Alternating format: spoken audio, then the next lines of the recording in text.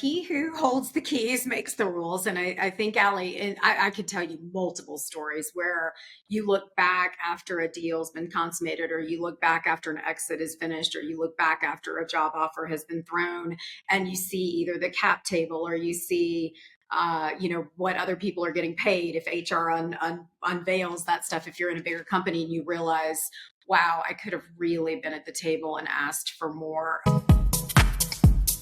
Welcome to Reward, the podcast of The Trust.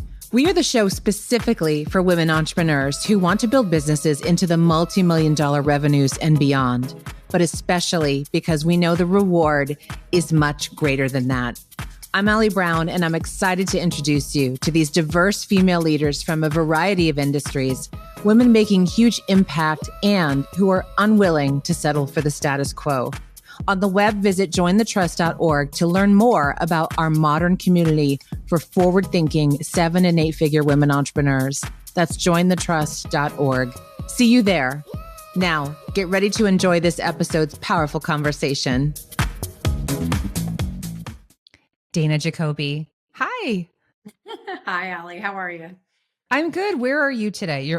Every time we used to talk, you were at an airport. It's nice to see you somewhere. I don't know where you are, though. I'm actually home. I'm home after 6 weeks, though. It's medical conference season, so it's been ortho and cardiovascular and aesthetics, but I am home today, which is great. So I'm in Denver. That's good. And how's life in Denver? Do you still like it? Beautiful. Yeah, no, it's beautiful. We have powdered sugar on our mountains. It's going to be a good ski season. It's beautiful. It's an awesome day out there. So it's really a great place to live. So pretty. I'm so excited to finally have you on because you and I kind of have a little bit more history than people even realize. I think you've been an incredible advisor to us in the trust. You have kind of almost doulaed, some of the women in our group, through possible exits or considering acquisitions and offers. And people may not know, though, our history goes back a little bit further than the trust as well. But I would love to just, if you could start off with a bit of your story and, when and why and how you came to become so involved in healthcare and kind of to the point where maybe when we met, I think that would be helpful for background for everybody. Yeah, it goes way back, Allie. So healthcare, I think I was destined for healthcare. My mom's whole side is physical therapists and doctors. My dad's whole side was small business owners and engineers. So I grew up sort of with it. And then it was kind of the launch of pharmaceutical medical device companies when I came out of school. And so I ended up early on being in the healthcare industry, but it was interesting. Were you recruited? Like, how did that happen? Like your first job, like were you like recruited, or did you go looking for a job?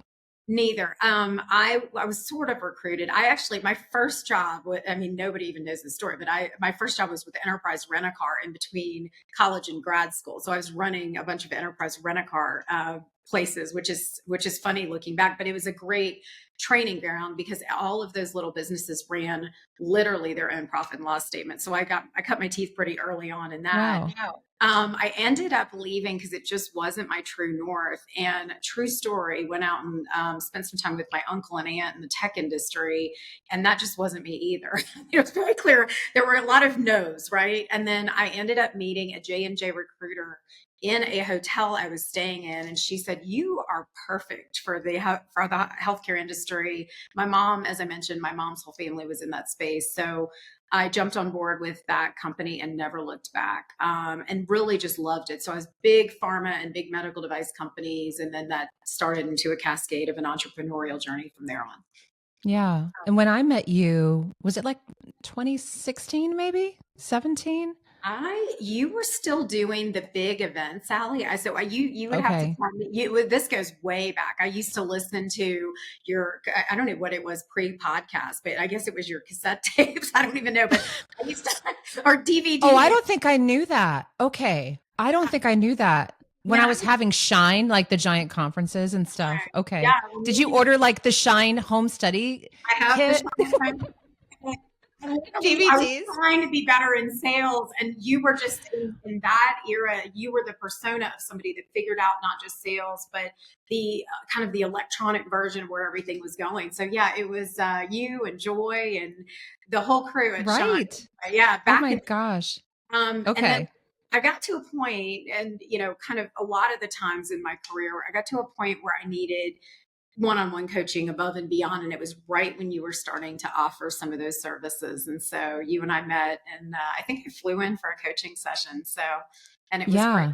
It was great. I was at a pivotal moment in my career.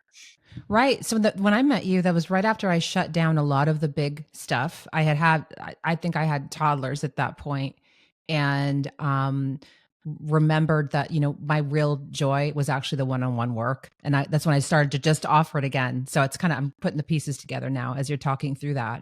And that is when we met. And I believe then you were working, you were doing consulting, and I think it was for urology in Right. particular.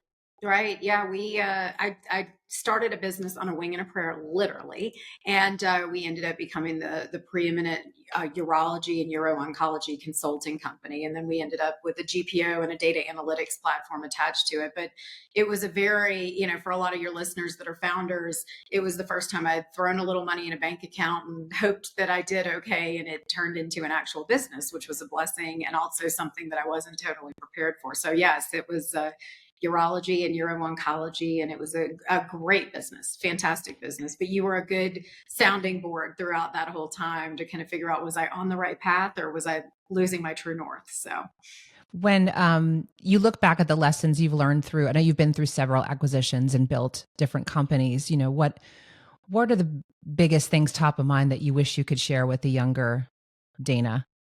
oh, Ali, I didn't have the confidence early on. I mean, it's a very long story, and the psychology of how you grew up and things like that sometimes dictates, I think, who you become. But I was really nervous about starting businesses or about playing big.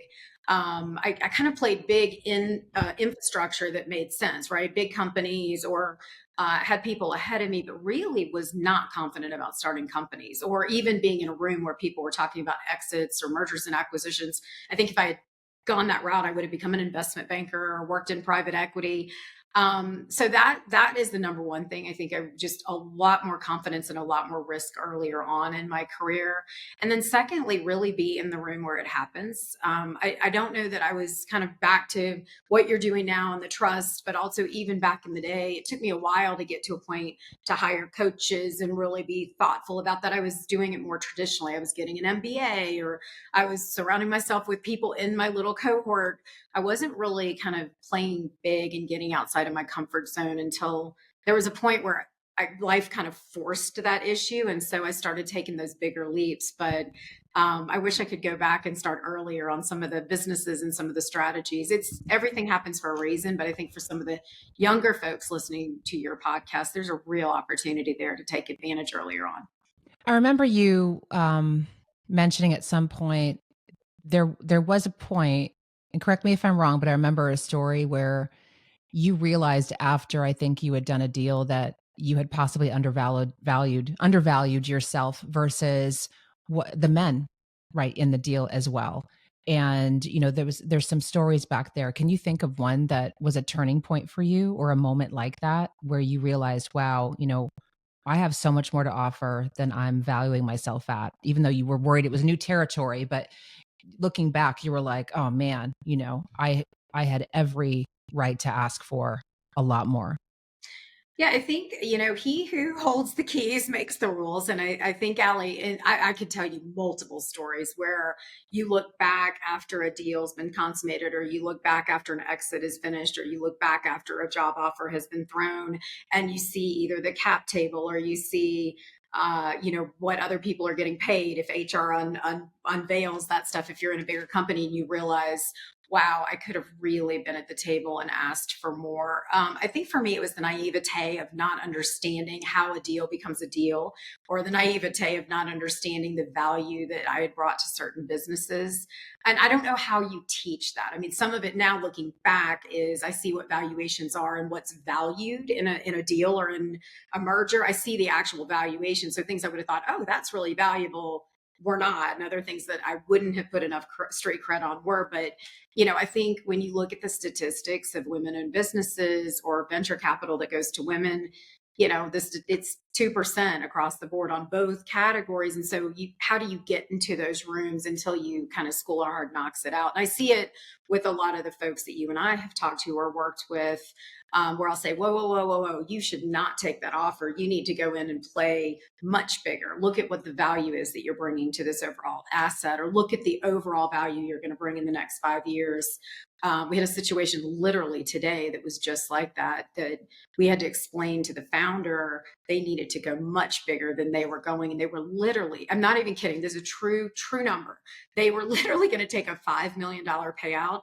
And when we did the math on the whole business model, that business was over $40 million in valuation. I mean, that is a crazy delta. It's a true story.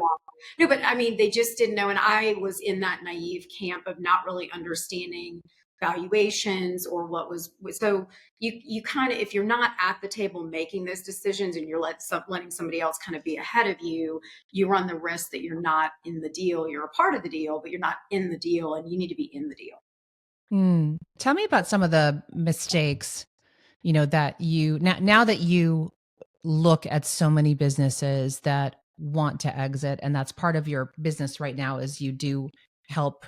Maybe you should verbalize what you do in that category so I don't misspeak.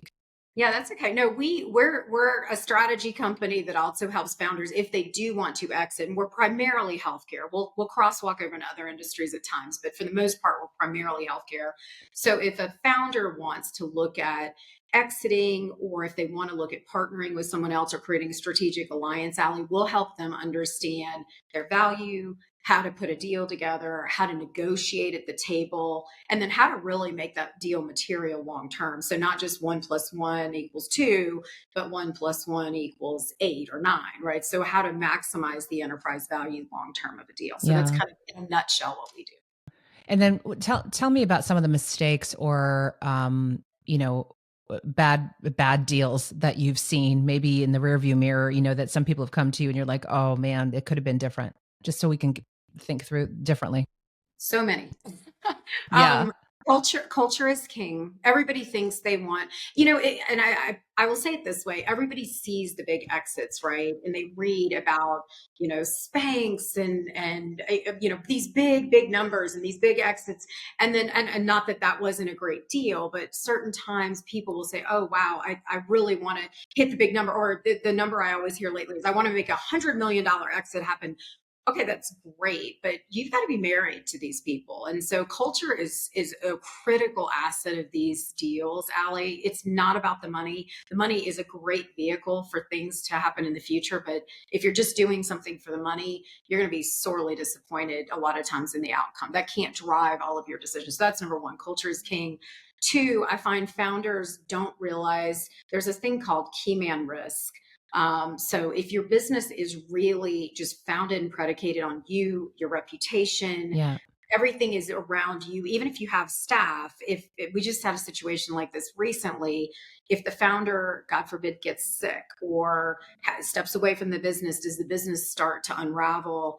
That's a real thing that a lot of founders don't think about, especially in that small to middle market category. So that's a huge one. And then people don't realize like I said, they're going to have to live with this partner long term. Do they have operator control over the business? Do they have a non-compete, right? Does the non-compete say if they leave the business because it doesn't work, they can't work in the industry for 5 to 7 years or 3 to 5 years? I mean, that can kill your livelihood. You think, oh, well, if it doesn't work, I'll just unravel it and start over. Not so quick. Nobody's going to hand you a bucket of money and then say, please go compete with us in the block next door. So there's a lot of things that I've seen where people are very thoughtful early on. They have great exits, or people that really don't understand what they're going into. And they look at that number. The money or the number is one aspect of the entire deal. There's a lot of things that come along with it. The culture is huge. And then also, unfortunately, just like a marriage of any type or a partnership, if it doesn't work, what does the unravel look like? Sometimes that unravel is a lot. People don't focus on that enough. It is just like a marriage, isn't it? It's like, you're getting excited just about the number. Like you're not looking at anything else, right? You're just like, oh, it's, it's sexy. It's all this. And I've been privy to people who, as well, who've like jumped into these deals. And then later they're like, I can't stand these people. I'm working more than I was before. This isn't working. It's not like it just, but I could see that money being so exciting and you've seen people just take this first deal that maybe crosses their desk and not get the counsel or help or take their time. And it sounds, of course, so obvious when we're talking about it, but when you've worked so hard and you've gotten to this deal and it's on your desk and you just want to sign the damn thing, I could see it happening. Right. Totally. Well, the process itself, Allie, is set up to stress the founder or to stress the business owner into, because usually the investor or the partner wants to get the asset for as good of a deal as possible, right? It's just human nature. So it's not set up to basically make you right off into the sunset together. You've got to have really good legal counsel, really good advisors, people who've been there before, so that they'll go, oh, that's not a big deal, but that's a huge deal. So you're absolutely right. And I find a lot of folks, they start spending the money in their head before the deal's closed. And that's when it gets really dangerous, right? Because you're all of a sudden buying the condo and the car and paying off school loans. And you're just not thinking about, what does this mean? Because I'm going to have to live with this deal. Very few deals you can just throw the keys at somebody and be like, I'm going to take my money and you keep the business and we'll call it a day. That just very, very seldom happens. So what's the state of the union right now in general with, at least in your space with M&A and what's happening and anything that could be helpful maybe to the women listening? Healthcare's still hot. It's tempered. Everything is tempered right now, except for AI and some IT companies. But healthcare continues to be hot, continues to be recession proof. We're still seeing a lot of transactions happening. The multiples or the valuations have come down slightly, but for the most part, healthcare is hot. AI or IT services, white hot. Those valuations, Allie, you wouldn't even know there was any kind of tariffs or changes or interest rates. That's a really hot category. So if any of your founders are in that space, that's hot. For the most part, aggregate wise, the market is a little more tempered. I think we all came into 2025 super excited because there's a ton of money sitting on the sidelines. There was a new administration, so that's not a good political point or bad political point, but last year, a lot of people were waiting to see what rules were going to be made and what administration was going to be in place. We had clarity on that. And then unfortunately this year, there's just been a ton of uncertainty. So it doesn't make the stock market is booming. I mean, because of the Magnificent Seven, right? NVIDIA and the AI companies and Meta. So the stock market itself is doing great, but the overall temperament of the M&A market is a little bit different, just because people want to know what they're investing in and what's going to happen. And every day there seems like there's a news story that's a little bit more uncertain than maybe they thought they were going to have. So we'll see. People are very bullish on 2026. We'll see. So okay, good to know. Good to know. And it's an exciting time and it's a weird time, isn't it? I don't know. There just seems to be like a lot of stuff moving in the right direction, but there's also this feeling. I don't know. There's this weird feeling right now that like another shoe's going to drop or something. I don't know whether it's a crash or aliens or I don't know. Like I just have this feeling like something else is going to disrupt things. I don't know if you have that feeling as well. I do, only in that I think, Allie, we've somewhat been conditioned, right? I mean, it's, first of all, you have 7 companies essentially holding up the stock market. Those are all those IT companies that I just mentioned. Those are really the drivers of a lot of the boom. I think for every day, because of the sensationalization of the news, it's just tariffs, Tylenol, Venezuela. I mean, there's just a lot. War, I think some of it is we're being conditioned. It's interesting. I mean, the undercurrent of the economy seemingly is okay, but the AI bubble and some of the things that you're reading about, I try not to read anything too much into it, because there's just a lot. I think it's more you just feel uncertain because the churn of news and everything else makes you feel that way. But yeah, you're right. There's a lot of things that are overly inflated right now. Whether those are real or whether it is a bubble, I think is where the debate is. And so it makes people go, wow, maybe I should save for a rainy day instead of spending on that, whatever, big ticket item, right? Maybe I'll wait Right. until 26 to see if it chills out. Yeah. So tell me, when I met you, one of the things that impressed me about you was, well, first of all, that you already seemed incredibly connected, but were still coming to me and being part of that client group at the time, and then helping with the trust. Can you talk a bit about your experience with connections and networks, and then, what you find is really valuable? Yeah, I think I've been a part of a lot of different networks. So just like I'm sure most of the CEOs or folks that listen to your podcast, I think the hardest thing for me has always been getting into a room where I really connect with the other folks and also can have very much like this. Even Allie, I'm on a lot of podcasts. You don't get real world. I mean, you go right to the heart of the matter, right? And right to the heart of the conversation early on. I think that's always been the challenge. I was part of an investment club for a while and it was great, but the people in the room were all retired and they were looking at their stock portfolios every day. And I was still working and I was like, I can't gel with you. I want to, but I can't gel with you. Same thing with some of the female events that I've been to where they're just not talking real world about managing family and business and all the other things. I mean, so I think it's just having the real conversations and being able to connect deeply, knowing everybody is uber super busy, right? So you don't have time to really kind of be like, oh yeah, I'd love to meet every Friday. That's not realistic for a lot of us. We'd love to, we just don't have that kind of bandwidth. So I think it's finding those rooms where you really can have a voice, very quickly connect and have real conversations that you carry with you, right? That it's that drop in the pond that creates the ripple effect.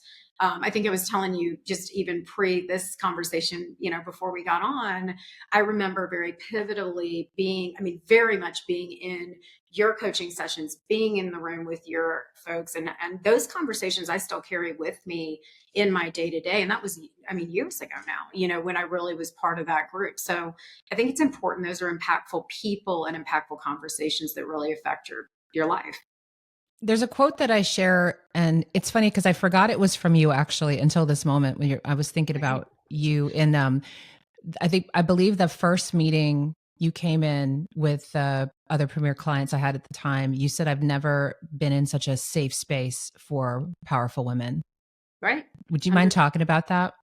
Yeah, no, I think, I had this conversation over coffee this morning, Allie, of a lot of us, and I don't know, I don't even know if powerful is the right word, but you're doing it all, right? You're your mom, your, significant other, you're cooking dinner, you're making sure the house is clean. Even if you're not doing all of, even if you have somebody help you with the house, you're still kind of overseeing and quarterbacking that.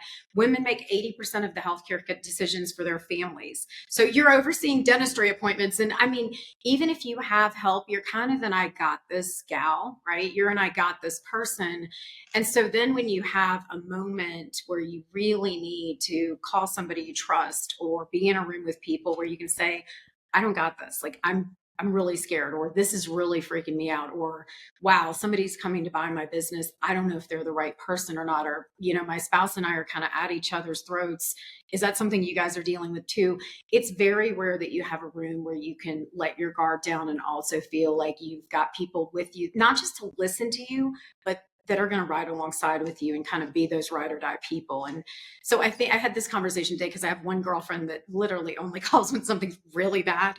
And it's bad. She's amazing. It's bad. So when you do see it's her, you try to pick up because She told us last night, I was like, I am in the middle of a situation. I can't get out of it. I know you don't call me unless it's something really serious, but I've got this kind of girl. And I think you allow, whether it's Premier or the Trust, a place where people that in every other room, they are the 1%, right? Or 2%, but the 1% person.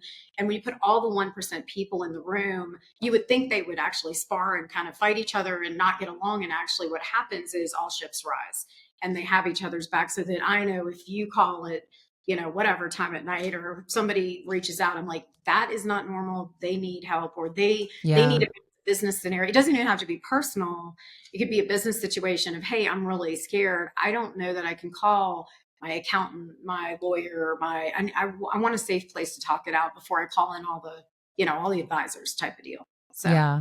It's it's a great group now in the trust too, because I will say, there and sometimes there's well, there's usually one will be there, but there'll be like one chest beater, like, like here's my, the bragging person and all that. We used to have a few more of those, and now I think the groups now just this really beautiful. It's just like they gel, like they're accomplished, they know it, but they don't have to brag about it. It's an interesting vibe right now. So I'm excited for you to come back. I know you pop in with us about once a year. And, we have several new members that just came in this past fall, and they're like, wow, this is so different. And one of them said, even it's not what I expected, but it's exactly what I needed. And Oh, I'm like, that's wait, you need to tell me more, because it's so hard to even articulate sometimes great. what this is. It's not content. It's not training in particular. It's not coaching in particular. That happens. And all of that kind of just happens because we're all contributing. But it is like this, it truly is a collective of women working together. That's what I Right. feel. And that's just very hard to find out there I within all the networks. And it's funny because you were pivotal to me when I was launching the trust in 2020, and that was right before COVID. And I know you contributed some great insight and ideas. And then originally I had the vision that it was going to be this huge network, chapters all over the world. I picture, I'd already planned trips, that I wanted to go on. I'm going to have a chapter in London. I'm going to have a chapter in Sydney and all this. And then COVID hit and we redirected. And what's really cool is what happened. What happened is, I think, what everyone needed. And that is, we didn't need bigger. We needed like deeper. And like, it's become now this intimate collective of women who can have these deep conversations with each other and still talk about launch strategies and money and wealth and all this stuff. But there's like a depth to it yeah. that has just been very, very special. And I appreciate for all the women that you've also sent our way, which has been great. Oh no. I mean, Allie, I honestly, I've told you this. I mean, I think you were a pivotal point, and the trust has been a pivotal point. I know with a lot of people that come to you and they're not sure what they want, but they feel the authenticity the minute they're in the room, right? So they're not really sure, but they feel it. And then they are able to make very clear decisions, because when you create an authentic, safe place for people, women or men, but women in this case, they do really big things, right? So some of your folks that have come in have said, hey, I left this meeting so clear that it is time to exit, or I left this room so clear that I'm doubling down on my growth strategy. So it really affords them the opportunity to see life more clearly, I think, because you allow them that grounding. And I think that's the difference that you're talking about. There's business groups, there's the big groups that have all the different, city meetings and everything. Mm-hmm. But this is something where it's a very boutique, very selective group of people, in this case women. And they always say, if you want to know the culture of a company, follow the founder. And your culture is that authenticity, that I'm going to call you out when I need to, I'm going to help you, I'm going to support you, but when you're ready to launch out of the nest, I'm also going to support you to fly. And that just doesn't always exist in most groups. So I think it's really a special place. So no, you have Yeah. my, I send you new folks all the time where I'm like, hey, they're a truster or trustee. Right, right. Yeah. Perfect. Yeah. So I'm gonna switch gears for a minute, and I know that through many of your successful deals, it's put you in a great position to be able to give back and do some things you found really meaningful. And I wonder if you could talk for a bit about those opportunities you've had, and also with your Honeys organization, and what you do with that. If you can share a bit. Yeah, so I've always been a philanthropist, I guess, in my mind. Allie, I didn't really know what that was. We were always taught to give back as kids. That was just part of our culture as a family. When I sold the business, the first business I sold was in 2018.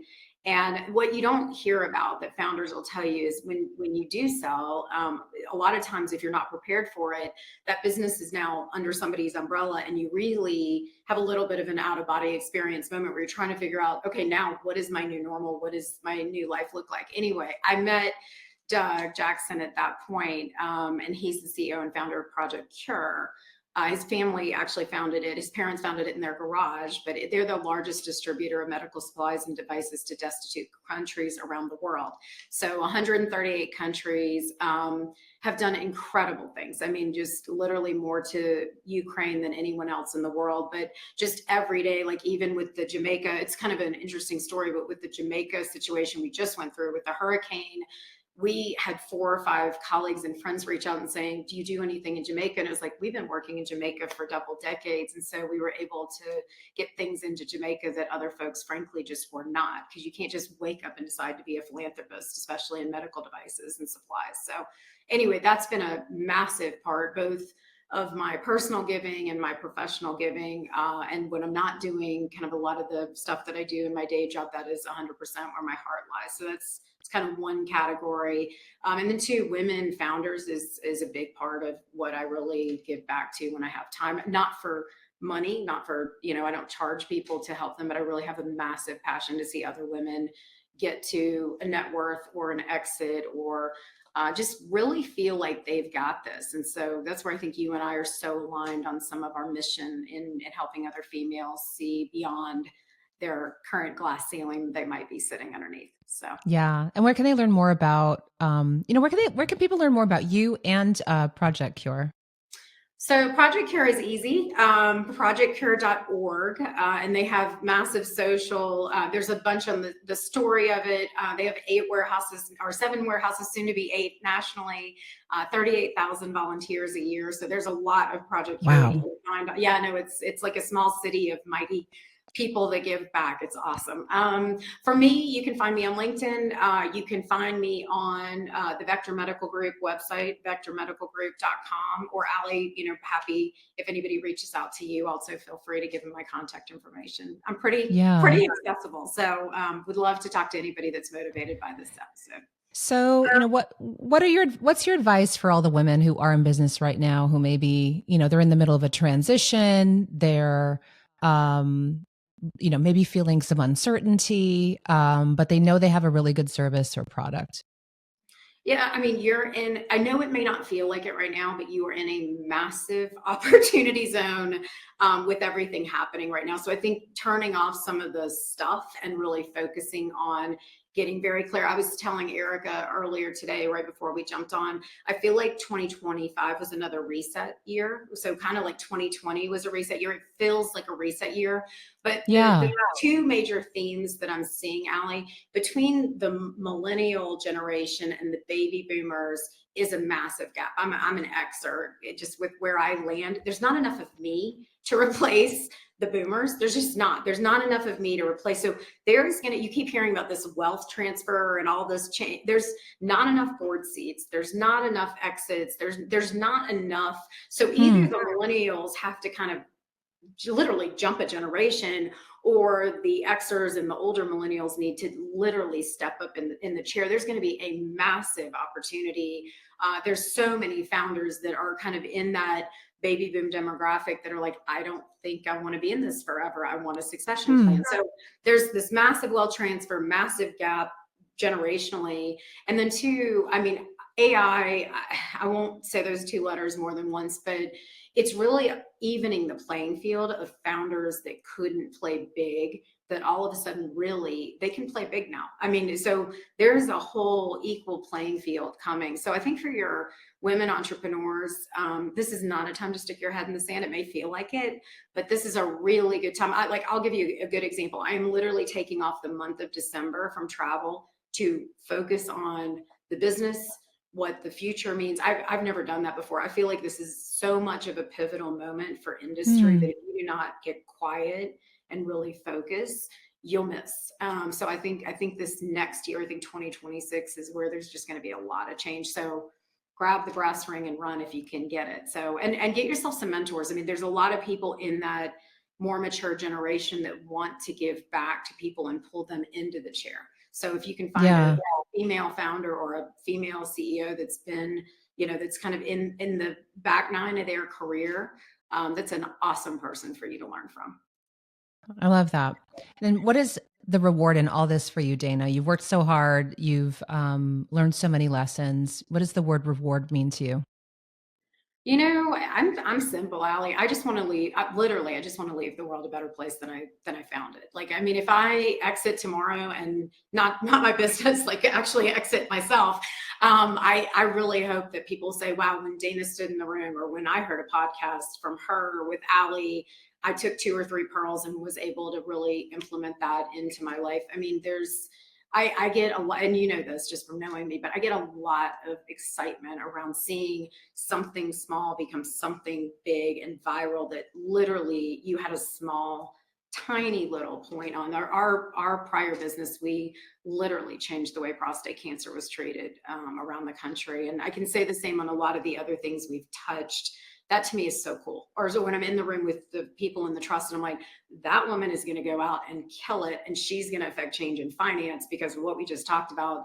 That's a win in my book. So for me, it's just about really making a difference. How we get there, I don't care what vehicle it is. I just want to know that it really was something that I could be proud of when I'm not here anymore. So yeah. Well, I hope you don't exit tomorrow, but even if you did, if you did, isn't that a good feeling? You're like, I've done some good stuff. Like I've done good about it, right? You want to look back, and I mean, that to me is the sad part, when you look back and think, wow, I could have done more, or I didn't use every read. It's the talent parable, right? It's really being able to take those talents and multiply them, not throw them in the ground and wait and hope they show up. I think every day you should be winning. And if you're not, you're in the wrong room. So, yeah, I love that. Dana, thanks so much for your time. Thanks for joining us. I hope to see you at an upcoming retreat or event. And I hope to see you next time we're in town. We'll have to go to the Fat Ox again for drinks. That was so much fun. Don't tell everybody. It's quite. It was crazy. It was good. We needed that. It's a long week. Yeah. All right. Take care. I hope you enjoyed that conversation as much as I did. Subscribe now to the Reward Podcast to be sure to not miss an episode. And don't forget to visit jointhetrust.org to learn more about our modern community for forward-thinking 7- and 8-figure women entrepreneurs.